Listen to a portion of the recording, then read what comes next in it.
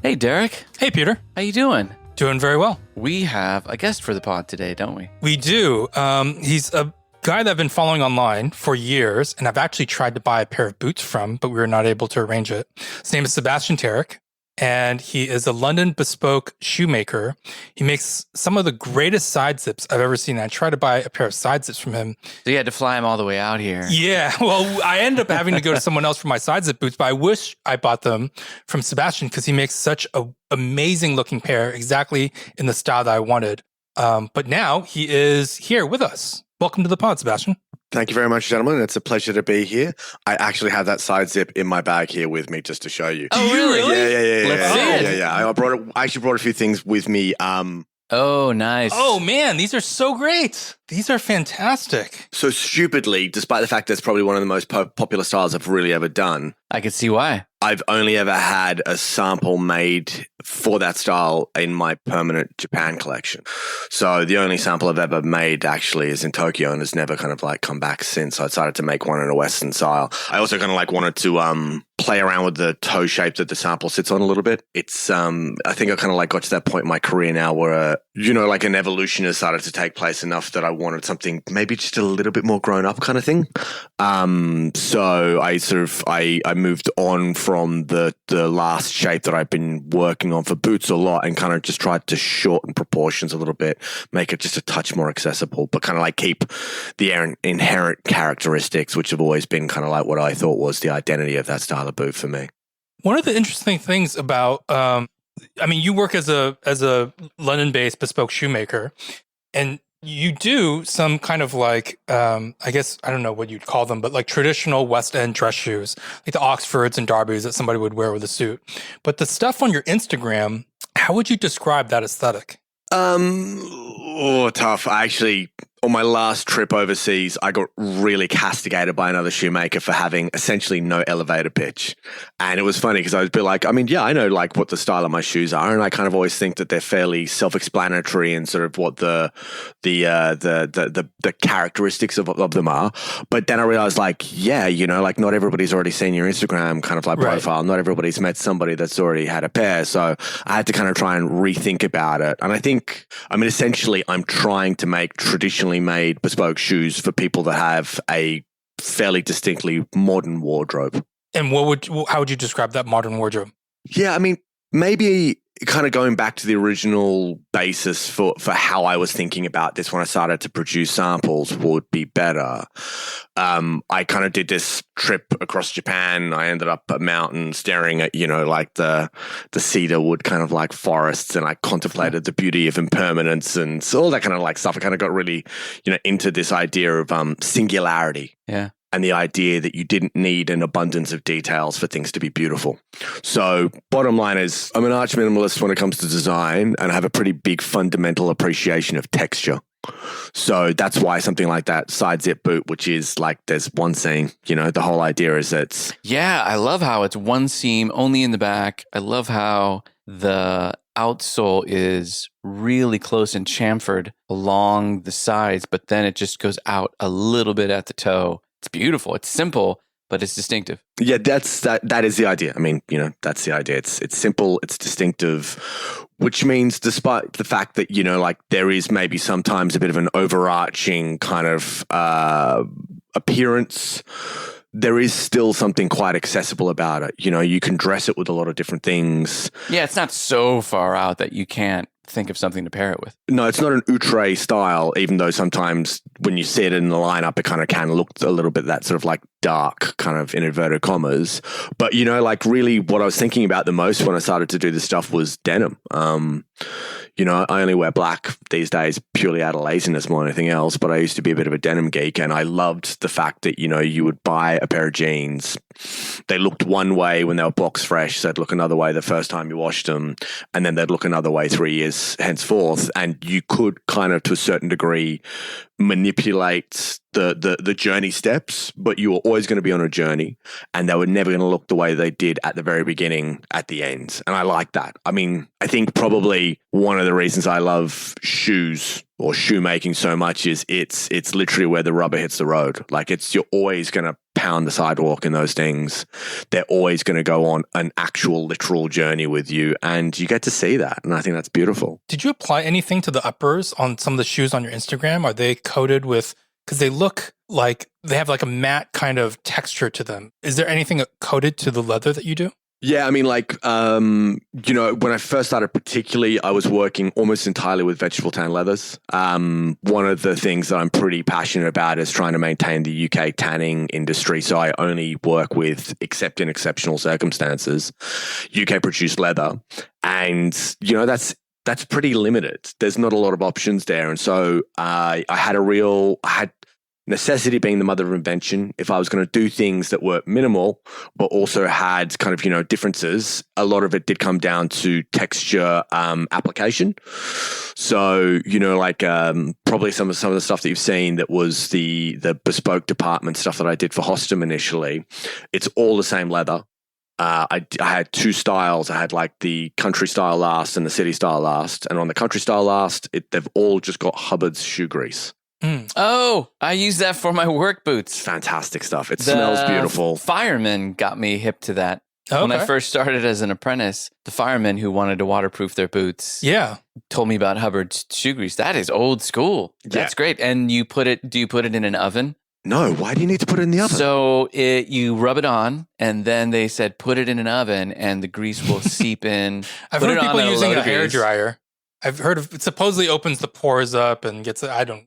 Yeah, and it really soaks in. Wow. But it also seems like a good way to cook your shoes. Yeah, exactly. Don't want to leave it in there too much. Yeah. No, they said just pop it in there for like a half hour on 175 degrees Fahrenheit. With the oven on? With the oven on. No, No. Yeah. I call. These are firemen, so I call garbage on this. That's got to be bad for your footwear. Probably. That has to be. Well, 175 degrees is not even. It's maybe 70 degrees Celsius. Okay. So it's not too hot. It's just enough to put it in there. Just for enough to destroy your shoes. Yeah, exactly.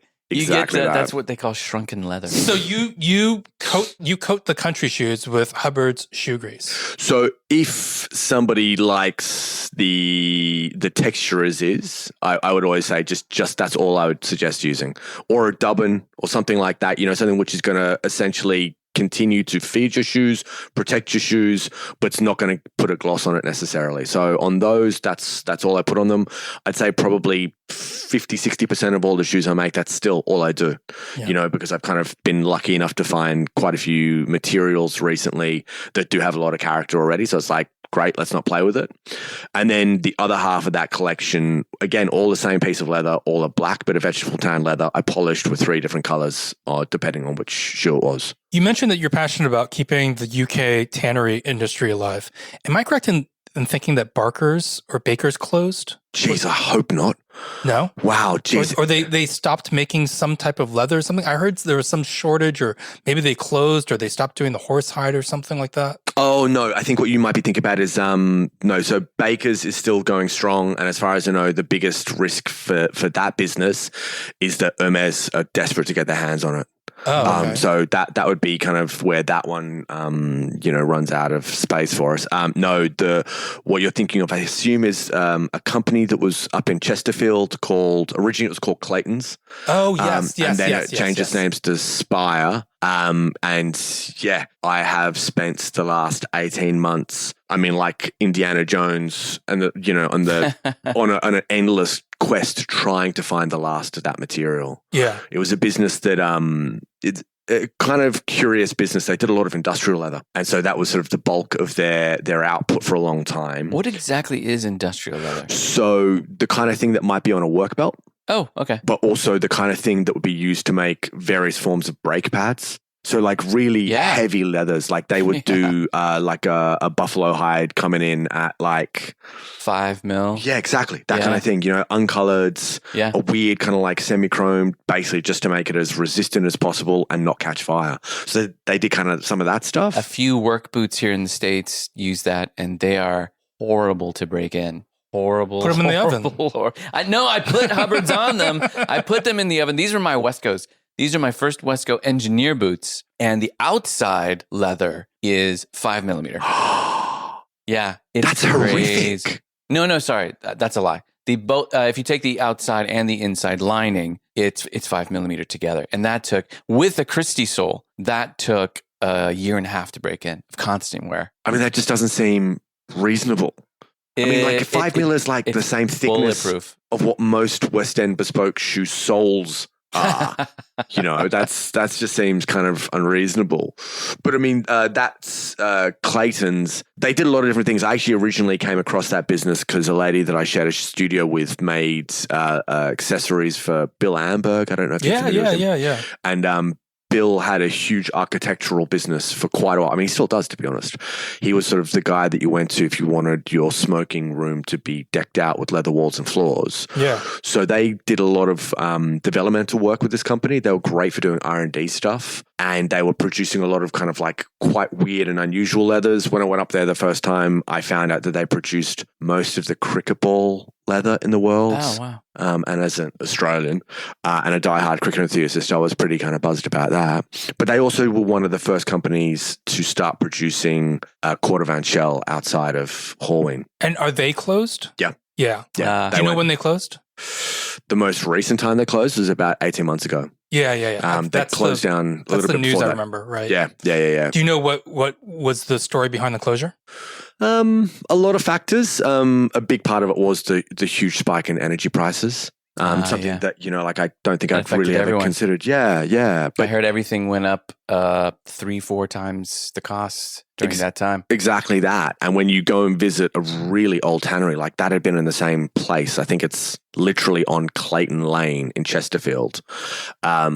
It's a huge sprawling facility with really inefficient distribution of energy. Yeah. So when the gas prices went up, it just meant that they either had to overhaul so much of their infrastructure, or basically they just went out of business again.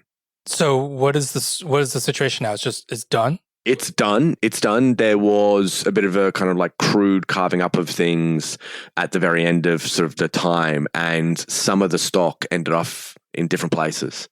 So I think I know where all the Cordovan shell is. I thought I knew where all the horse front leftover stock was, and I've been to Glasgow. I've just been searching. And you really are the Indiana Jones searching for this stuff. I got to get myself a hat and a bullwhip. What's so great about Clayton Leather? The thing that I really like about it is that it's a really nice veg tan leather. And while I've managed to find some things that kind of have a sort of similar appearance, sometimes it being a pure veg it's important. I mean, I literally used the very last bits of it I had for a gentleman who came and saw me about 3 weeks ago from Singapore. And, I showed him, what those samples are made out of, which is the Stead's French calf. And he's like, it looks really nice. And I said, how do you wear these out and about a lot? Is that what you're going to do? He's like, I pound the pavement endlessly. It's hot as hell. It's really humid. And it's like, I feel obliged to give you a veg tan leather shoe in that situation because it breathes. And, in a tropical, subtropical kind of country, that's really important.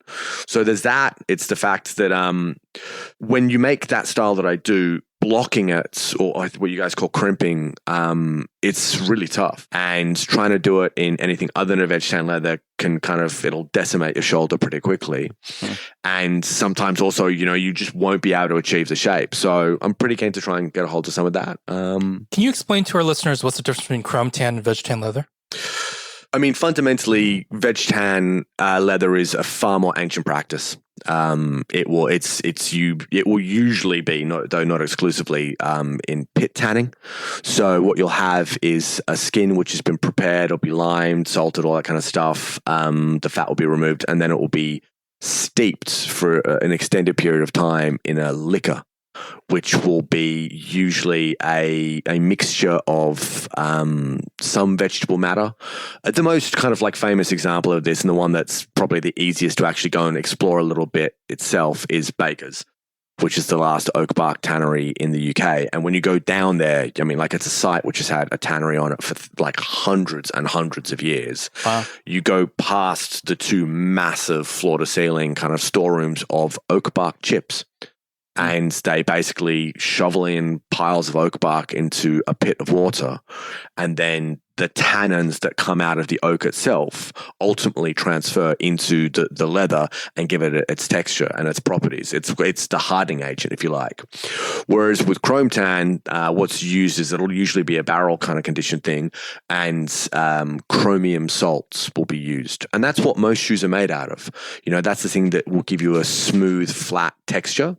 It'll be a much tighter grain finish, and it will be something which doesn't breathe anywhere near as much, because effectively what the chromium salts do is they clog the pores effectively. Does that necessarily translate to a more durable leather, or not always?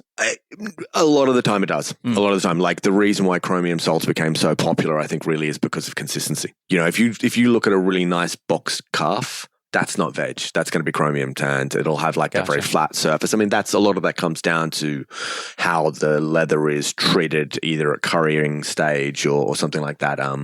But yeah. Bottom line is you'll get a flatter, more consistent finish with a chrome tan leather, and a veg tanned leather will almost always have a pretty textured look. Is vegetable tan leather generally more malleable? Yeah, definitely. Yeah, particularly after wearing. When you're making a veg tan leather, do you line it with a different lining? Do you have to choose lining to make sure that the breathability is there? Probably what I'd be a little bit inclined to do is, if when you're making an upper, you want to get a balance between your upper and your lining, and 9 times out of 10, they'll be roughly similar, where your upper, if anything, might be the heavier weight leather. When I'm using veg tan leather, I'd sometimes plump up the thickness of the lining leather just so you get a little bit more support. I might be a little bit more conscious about kind of where I'm putting paste in. I might broaden my side lining, something like that, because you do need to support the leather just a little bit more if you're trying to do something which is going to stay kind of like quite crisp looking. Again, one of the reasons why I like veg tan leather is it looks worn in. You get a lot of character out of it quite quickly. But if somebody wants something that's going to stay a smart looking shoe, you do have to maybe kind of exercise a few little tricks to try and help support the leather. Now, you are in the States because you attended a conference. Is that right? Yes, I went to the Stitch Down bootcamp event this weekend just gone, which had this year, I think for the first time ever, the what they call their Makers Day. And that was kind of like a conference thing that took place the day before the trade general public event, yeah. What was some of the highlights of that conference?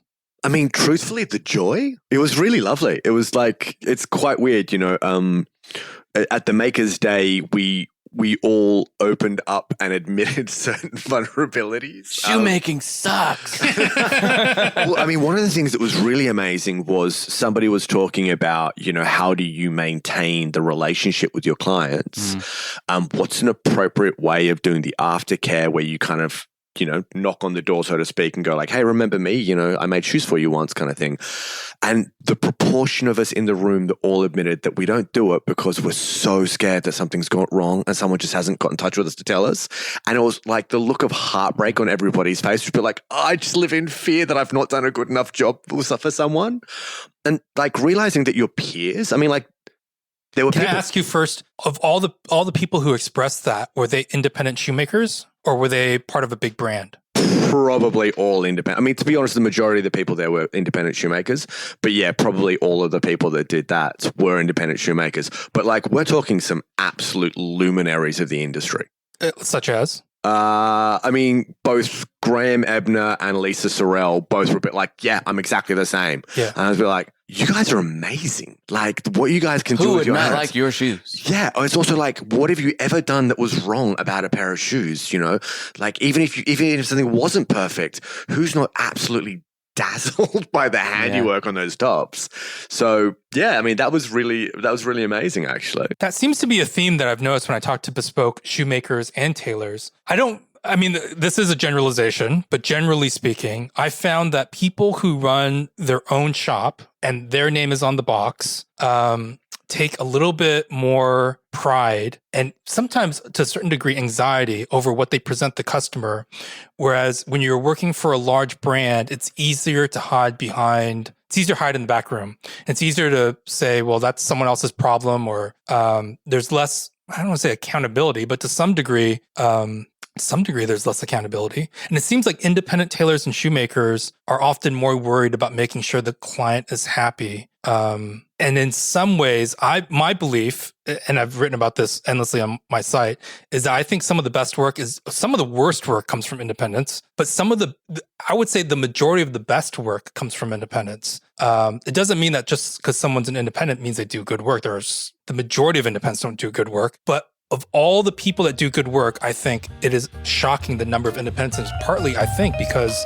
Want to hear the rest? Listen to the full episode and many more other exclusive episodes over on our Patreon. Visit patreon.com/Blamo to sign up and join the Blam fam. You also get access to our exclusive members-only Slack group where we chat about this and a ton of other things. So head over to patreon.com/Blamo, and we'll see you there.